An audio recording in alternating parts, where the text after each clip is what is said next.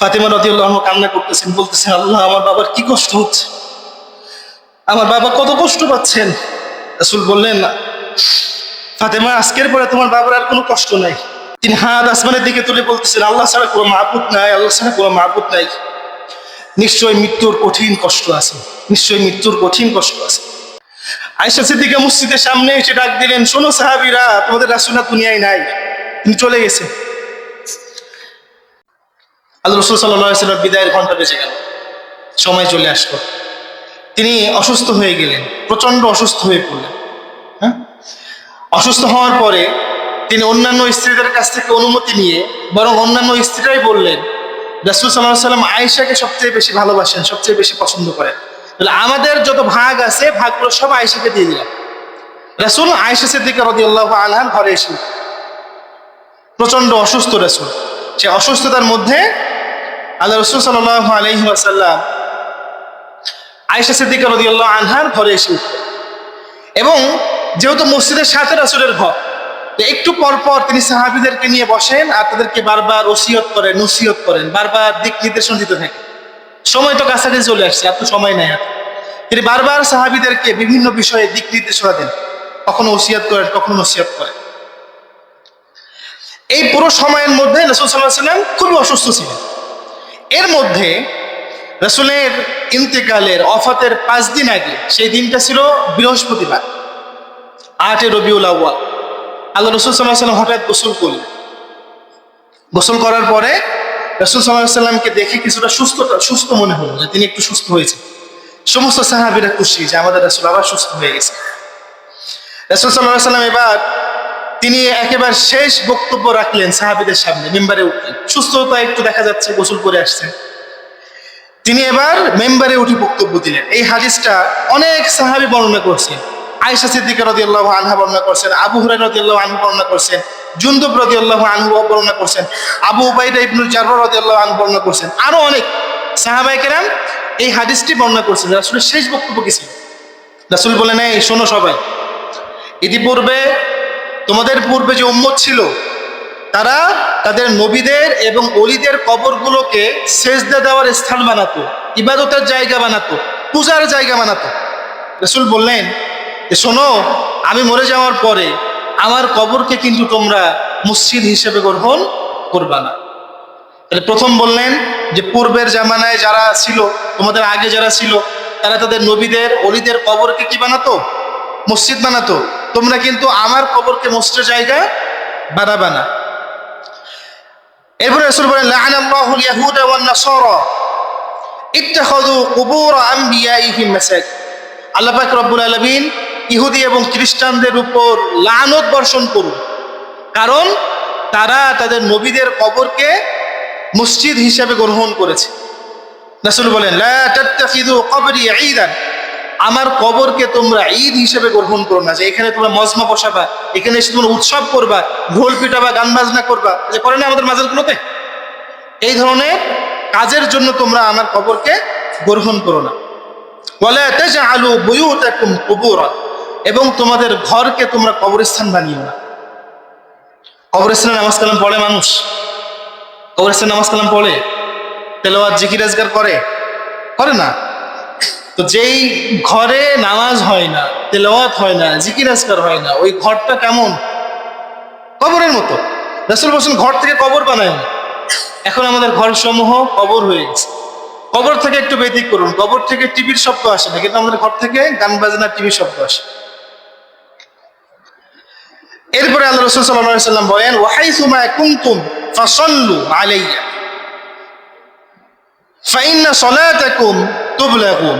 রাসূল বলেন, তোমরা যে অবস্থায় যেখানে থাকো না কেন, আমার প্রতি দুরূদ পাঠ করতে থাকো, কেননা তোমরা যখনই দুরূদ পাঠ করবা, ওই দুরূদ আমার কাছে পৌঁছে দেওয়া হবে। এরপর রাসূল বলেন, আল্লাহুম্মা লা তাজআল কবরি ওয়াসনান ইউবাদু। রাসূল বললেন যে হে আল্লাহ, আমার কবরটাকে আপনি পূজনীয় করেন না, পূজা করার জায়গা বানায়েন না, যেখানে এসে মানুষ ইবাদত বন্দেগী করবে।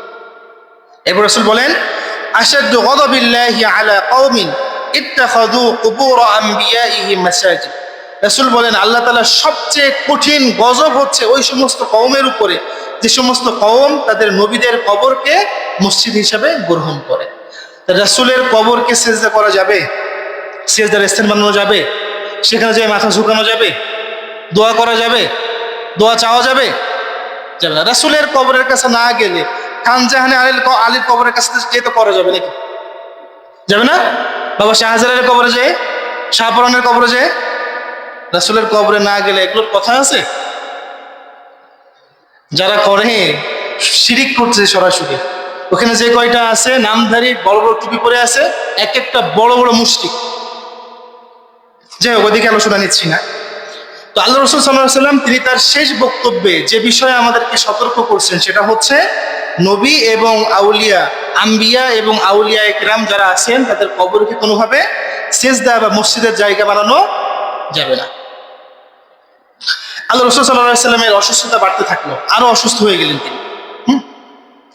এই অসুস্থর মধ্যে তিনি বারবার একটা কথা বলতেছিলেন, আসসালা আসসালা ওয়া মা মালাকাত আইমানুকুম, নামাজ নামাজ, ও উম্মত নামাজ ছিল না, নামাজ ছিল না, নামাজ পড়ো নামাজ পড়ো। মৃত্যুর এক মুহূর্তে অসুস্থ তিনি, এর মধ্যে কি বলতেছেন? আসসালা আসসালা, নামাজ নামাজ, ওয়া মা মালাকাত আইমানুকুম, তোমাদের দাস দাসী চাকর বাকর যারা আছে এদের হক ভুলো না। এই পর্যন্ত আল্লাহ রাসূল সাল্লাল্লাহু আলাইহি ওয়াসাল্লাম বৃহস্পতিবার মাগরিবের সালাত পর্যন্ত একাধারে তিনি নামাজ পড়িয়েছেন, নামাজের ইমামতি করছেন। এরপরে হঠাৎ তিনি এত অসুস্থ হয়ে পড়লেন যে তিনি এই যে মসজিদের সাথেই তো তার ঘর ছিল, তো এই মসজিদ থেকে ওই ঘর থেকে এসে মসজিদে দাঁড়িয়ে নামাজ আদায় করবেন, হেঁটে আসবেন, সেই শক্তি রাসূলের হচ্ছিল।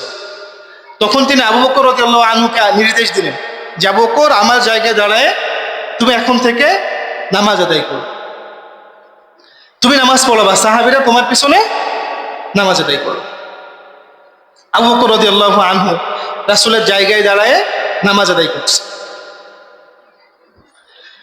আল্লাহর হাবিব সাল্লাল্লাহু আলাইহি ওয়াসাল্লাম সোমবার দিন ভোরে তিনি ফজরের নামাজ হচ্ছে যখন, তিনি ঘর থেকে একটু উঠলেন, উঠে পর্দা সরালেন ঘর থেকে। এখান থেকে যদি পর্দা সরানো যায়, দেখা যাচ্ছে না এবার থেকে, রাসূল সাল্লাল্লাহু আলাইহি ওয়াসাল্লাম আয়েশা সিদ্দিকা রাদিয়াল্লাহু আনহার ঘর থেকে এসে পর্দা সরায় ভিতরে তাকালেন। তার মুখে হাসি দেখা গেল, আনন্দ ফুটে ওঠে, বোঝা যায় না? আল্লাহ রাসূল নামাজের দৃশ্য দেখে আনন্দিত হলেন। সাহাবীরা এতটা খুশি হলো যে রাসূল নিজের পায়ে দাঁড়াইছেন, তিনি পর্দা সরাইছেন, মনে হয় আমাদের মধ্যে এসে নামাজ পড়াবেন। উনি আনন্দ ঠেলায় নামাজ ছেড়ে তার উপক্রম হলেন। আবু বকর রাদিয়াল্লাহু আনহু তিনি জায়গা ছেড়ে পিছনের দিকে আসতেছেন, রাসূলের জায়গা করে দেবেন, রাসূলের নামাজ পড়বেন। রাসূল বললেন ওখানে থাক, তুমি ওইখানে নামাজ পড়ো। রাসূল চলে গেলেন, তিনি শুয়ে পড়লেন। সকালে ফাতেমা রাদিয়াল্লাহু আনহা আসলেন, আসার পরে আল্লাহ রাসূল সাল্লাল্লাহু আলাইহি ওয়াসাল্লাম ফাতেমা রাদিয়াল্লাহু কানে কিছু কথা বললেন। যখনই শুনলেন কেঁদে ফেললেন। আবার রাসূল সাল্লাল্লাহু আলাইহি ওয়াসাল্লাম কানে কানে আবার কথা বললেন, এবার তিনি হেসে উঠলেন।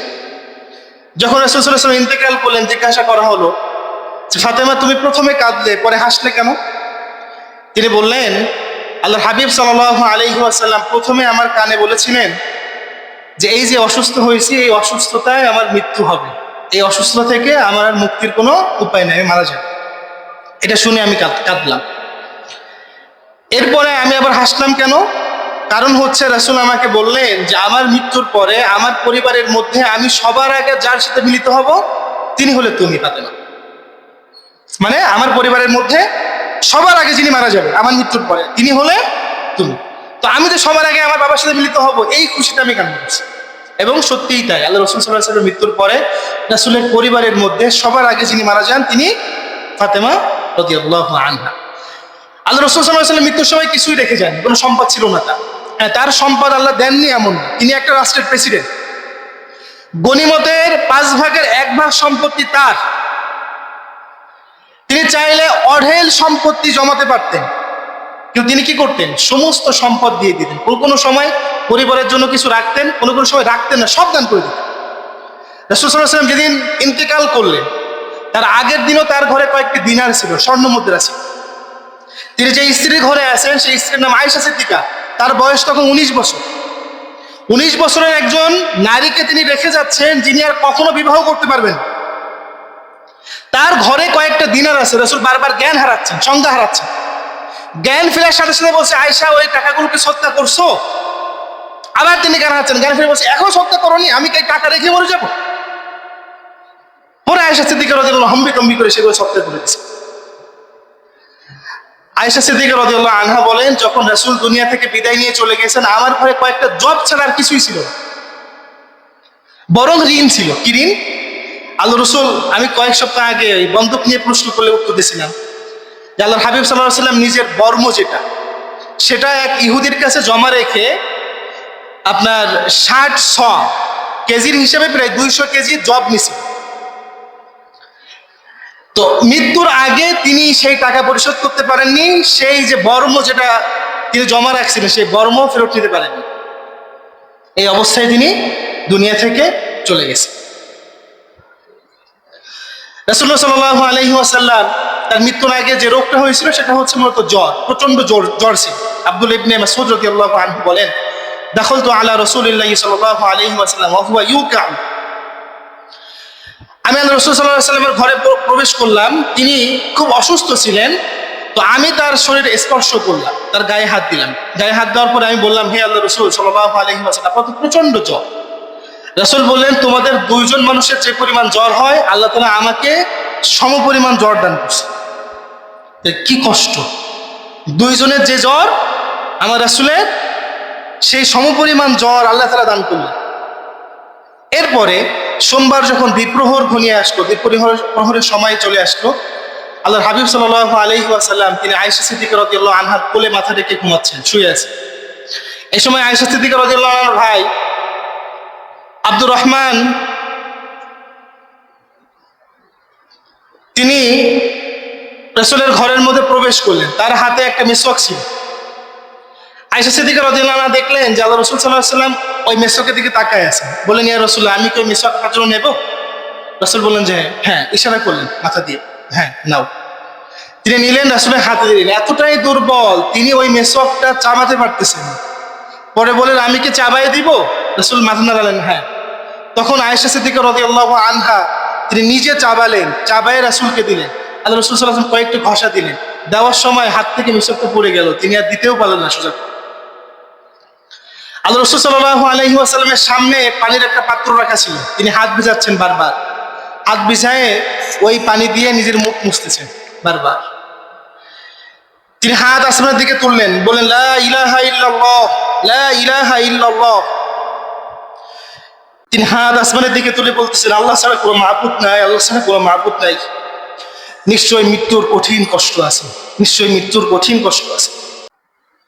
ফাতেমা রাদিয়াল্লাহু আনহা কান্না করতেছেন, বলতেছেন, আল্লাহ, আমার বাবার কি কষ্ট হচ্ছে, আমার বাবা কত কষ্ট পাচ্ছেন। রাসূল বললেন, ফাতেমা, আজকের পরে তোমার বাবার আর কোনো কষ্ট নাই, তোমার বাবার কষ্ট এই কষ্টের মাধ্যমেই শেষ হবে, আজকের পরে তোমার বাবার আর কোনো কষ্ট হবে না। আল্লাহর হাবিব সাল্লাল্লাহু আলাইহি ওয়াসাল্লাম আসমানের দিকে হাত তুললেন, তোলার পরে তিনি দোয়া করলেন, আল্লাহুম্মা গফিরলি ওয়ারহামনি, আল্লাহ আমারে ক্ষমা করেন, আমার প্রতি রহম করেন। এই যে কষ্ট হচ্ছে, এই কষ্টের বিরুদ্ধে আপনি আমার সাহায্যকারী হয়ে যান। আল্লাহ রাসূলের হাত নিচের দিকে নেমে গেল, তিনি বললেন, আল্লাহুম্মা জাআলনি রাফিকিল আলা, আল্লাহ শ্রেষ্ঠ বন্ধুদের সাথে আপনি আমারে মিলাইয়ে দিন। রাসূলের হাত আস্তে আস্তে পড়ে গেল। আয়েশা সিদ্দিকা বুঝতে পারলেন যে রাসূলের মাথা আস্তে আস্তে বুকের মধ্যে ভারী হচ্ছে। রাসূল সাল্লাল্লাহু আলাইহি ওয়াসাল্লাম হাত একেবারে নিচে পড়ে গেল, তিনি তার কবজ হয়ে গেল, তিনি ইন্তেকাল করে দুনিয়া থেকে বিদায় নিয়ে চলে গেলেন। আয়েশা সিদ্দিকা মসজিদের সামনে এসে ডাক দিলেন, শোনো সাহাবীরা, তোমাদের রাসূল দুনিয়ায় নাই, তিনি চলে গেছেন।